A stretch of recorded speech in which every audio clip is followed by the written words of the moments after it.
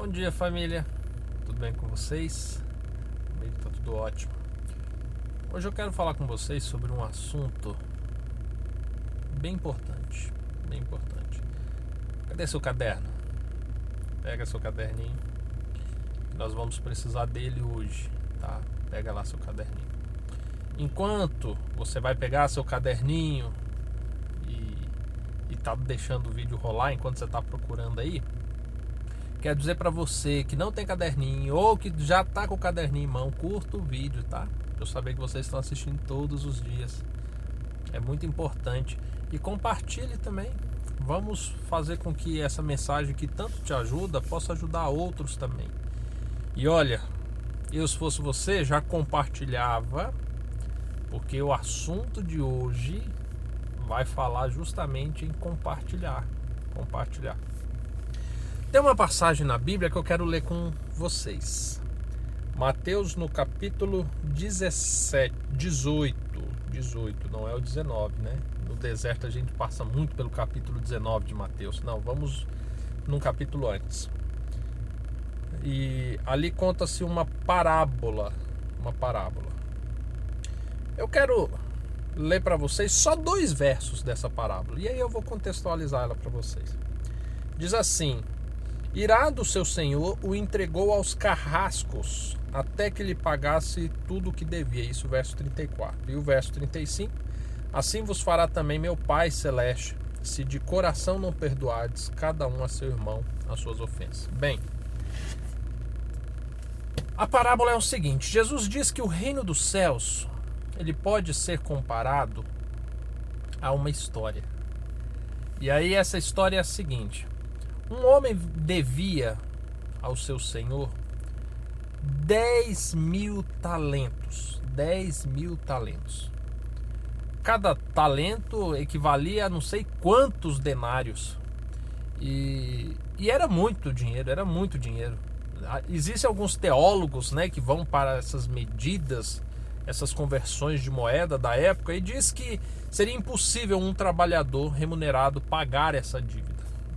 E a dívida era muito grande. E aí o rei, né, o seu senhor, para receber essa dívida, ele ordenou que sua mulher, seus filhos, que todo mundo dedicasse a sua vida inteira a trabalhar para pagar essa dívida. E ainda assim não seria suficiente. Mas aí esse homem, ele se lança de joelhos ao pé do seu senhor e pede perdão da dívida. E pede que a dívida lhe seja perdoada. Aquele senhor, ao ver ele se humilhando e clamando perdão, ele se compadece dele e perdoa a dívida.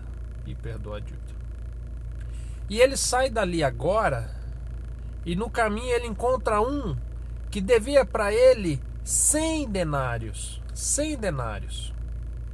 Olha, era muito pouco o que ele devia em comparação ao que ele deveu ao seu senhor. Era muito pouco. E aí a Bíblia diz que esse homem agora, né, o credor, pega pelo pescoço o outro, sacode e fala assim: você me paga o que deve, me paga o que deve. E aí a pessoa se jogou aos joelhos dele, ao chão, de joelhos, e clamou: tem compaixão de mim, me perdoa a dívida. Ele: eu não te perdoo. E aí pegou aquele homem e jogou na prisão. Havia algumas pessoas que estavam próximo que viu toda a cena, que viu que aquele homem teve 10.000 talentos de dívida perdoada, mas não perdoou 100 denários de dívida. Não perdoou. E aí correram lá para o senhor dele e contou. Falou: olha, você perdoou 10.000 talentos de dívida e ele não perdoou 100 denários do outro. E aí esse senhor pegou e falou assim: então chama ele para cá. E aí ocorre esses 2 versos que nós lemos, que o senhor se irou, deu sobre ele a condenação dos 10.000 talentos. E Jesus termina dizendo que da mesma forma é o reino dos céus, que se nós não perdoarmos aos nossos irmãos, assim o nosso Pai também não nos perdoa. Sabe, quando eu analiso esses versos, eu entendo que o perdão é uma das coisas mais importantes que o ser humano precisa compreender. Porque o perdão nos coloca no nosso devido lugar. Quando nós temos que pedir perdão a Deus, o assunto do perdão nos coloca como seres criados, pecadores, finitos, falhos, cheios de defeito, sem méritos nenhum, sem honra nenhuma, praticamente um nada. E sabe, mesmo sendo culpados de todos os crimes, mesmo sendo culpados de todas as mentiras, de todos os adultérios, de todas as violências que cometemos, a Bíblia diz que quando nós invocamos o sangue de Cristo e levamos até Deus e clamamos o perdão, Ele é compassivo e Ele nos perdoa. Nesse momento, o perdão nos faz sair da zona daqueles que são culpados e passa para inocente. Nos tira de uma posição indigna e nos leva a uma posição digna. Nos tira de um lamaçal de sujeira, de imundícia e nos leva agora à pureza. O perdão nos possibilita isso. E essa mudança de situação, de realidades, isso deveria ocasionar em nós um fenômeno chamado compaixão, que faria com que ao nós olhássemos para nós, aquilo que Deus fez em nós, a maneira com que aquilo mudou a nossa vida, isso despertasse em nós o desejo de fazer o mesmo por outras pessoas. E aí, quando nós entendemos esse processo, agora nós somos submetidos à segunda fase do perdão. A segunda fase do perdão, você está paradinho, com o seu pecado perdoado, com as suas imundícias limpas. Você já está no status em que Deus espera que todo filho dele esteja. Mas agora alguém vem e peca ou lhe causa algum mal. E agora essa pessoa vem e lhe pede perdão. E aí, nesse momento, não vou dizer o que vai acontecer, mas eu quero levantar duas possibilidades. Na primeira possibilidade, você age conforme aquele que olha para trás e vê o tamanho da dívida que Deus perdoou, o tamanho do pecado que você tinha outrora e Deus perdoou. E aí agora, quando você olha para trás e vê o tamanho da tua culpa que foi paga pela vida de um Deus que se negou a si mesmo para que você pudesse receber perdão, agora, diante dessa perspectiva, você perdoa o teu irmão. Porque eu tenho certeza que pode ser a pior atrocidade que ele fez contra você, não vai se comparar ao que você fez com Cristo. Não vai se comparar à quantidade de vezes que você mentiu, que você adulterou, que você matou, que você idolatrou que não se devia, que você virou as costas para Deus. E quando você se colocou à disposição de clamar o perdão de Deus, Deus te perdoou. E agora você não perdoa o teu irmão? Será que agora, nesse momento, nós estamos fazendo jus ao perdão que nós recebemos? A outra possibilidade é eu olhar para o meu irmão e entender que ele não devia ter feito isso. E eu não vou perdoá-lo. Não vou perdoá-lo. Só que acontece uma coisa, porque quando eu não o perdoo, todo o perdão que eu recebi de Deus agora está comprometido. Todo.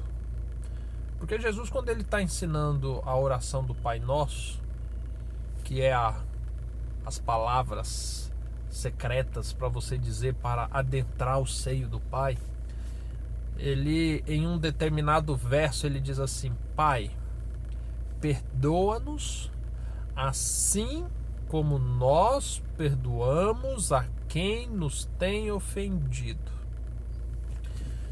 Nós nos achegamos ao Pai trazendo em partes da nossa justiça aquilo que nós fazemos com o próximo. E isso é tão sério porque Jesus diz assim que nós devemos amar ao próximo assim como nós mesmos. Nós devemos perdoar o próximo assim como Deus nos perdoa. Deus deve nos perdoar assim como nós perdoamos. Em outro momento Jesus fala assim: façais aos outros o que quereis que vos façais.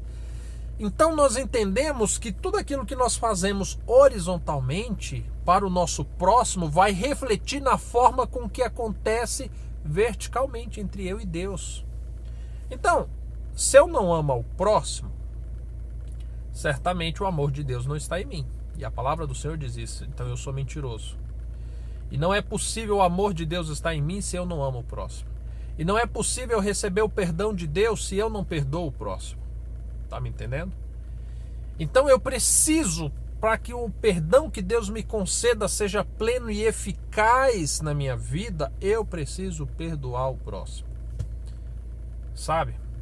No que diz respeito ao perdão, a palavra do Senhor diz que se alguém vier e lhe pedir perdão 70 vezes num dia, perdoa 70 vezes. Às vezes a gente cria algumas coisas referente ao perdão. Sabe, eu fico pensando, Deus, Ele tem um poder de acabar com a minha vida pelo poder da Tua palavra, a qualquer instante.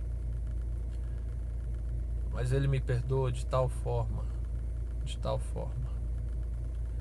E sabe, quando Ele me perdoa, Ele não me ameaça. Ele não se afasta de mim. Quando Ele me perdoa, Ele me abraça. E eu me sinto mais próximo dele do que antes de pecar contra ele. O perdão, ele inclui, o perdão, ele restaura, o perdão, ele aperfeiçoa. Esse é o perdão de Deus. E assim deveria ser o nosso perdão. Mas quando nós somos submetidos a perdoar, nós dizemos assim. Vou falar de casamento, tá? Eu perdoo, mas eu não quero mais viver com você. Eu perdoo, mas é a última vez. Eu perdoo, mas se você fizer isso de novo... Eu perdoo sob uma condição. E por aí vai. E eu fico pensando... Pensou se Deus fizesse isso comigo? Eu não estou olhando para sua vida, estou olhando para mim, estou olhando para os meus pecados. Eu fico pensando, se Deus fizesse isso comigo, quão penoso seria, quão difícil seria, sabe? E o perdão de Deus não é assim. E eu devo perdoar o meu irmão, a minha esposa, o meu esposo, da mesma forma. Então nós vamos fazer um exercício no seu caderninho. E esse exercício nós vamos levar alguns dias, tá? Você vai pegar seu caderninho e... você vai escrever nele numa página, você vai orar essa semana, ao longo dessa semana, e você vai escrever nele tudo que você lembrar ao longo dessa semana, todos os nomes de pessoas que você precisa perdoar. Tudo que você precisa perdoar. Seu pai, talvez pelas coisas que ele fez, por ter abandonado tua casa, por ter agredido a tua mãe, sabe? Tua mãe, por talvez ter sido rude com você um dia, por ter falado mal do seu esposo, enfim, do seu irmão, da sua irmã, sabe, de brigas que vocês tiveram, de vizinho, de colega de faculdade, de colega de escola, de irmãos de igreja, do seu marido, do seu filho, tudo que você lembrar de situação, de pessoas que precisa perdoar, você vai anotar. E tudo aqueles que você lembrar que você precisa pedir perdão, você anota também, tá? Anota um numa folha e anota os que você precisa perdoar em outra folha, tá? 2 folhas. Faça isso essa semana. Depois nós vamos falar mais a respeito dessa atividade, tá bom? Pessoal, fica com Deus, tenha um ótimo dia e que Deus te dê a sensibilidade de você lembrar de cada nome, tá bom? De cada pessoa. E olha, Se Deus te trouxer à memória uma situação, é porque você precisa resolver essa situação. Não pense que Deus vai trazer a memória e você vai refutar, dizendo, não, Senhor, isso daqui não precisa, isso daqui já... Se Deus trouxe a tua memória, anote, tá bom? E nós vamos continuar essa atividade depois, tá bom? Gente, tenha um ótimo dia. Para quem não é inscrito no canal, se inscreve no canal, ative o sininho. Todos os dias pela manhã a gente se encontra. O YouTube diz que mais de 60% das pessoas que estão assistindo nossos vídeos diariamente não são inscritos no canal. Olha que loucura! Então se inscreve, ative o sininho, porque na hora que entrar o vídeo novo, a próxima atividade, você vai receber, tá bom? E aí você não vai ficar de fora. Meus amados, tenham um ótimo dia e nos vemos amanhã. Tchau, tchau.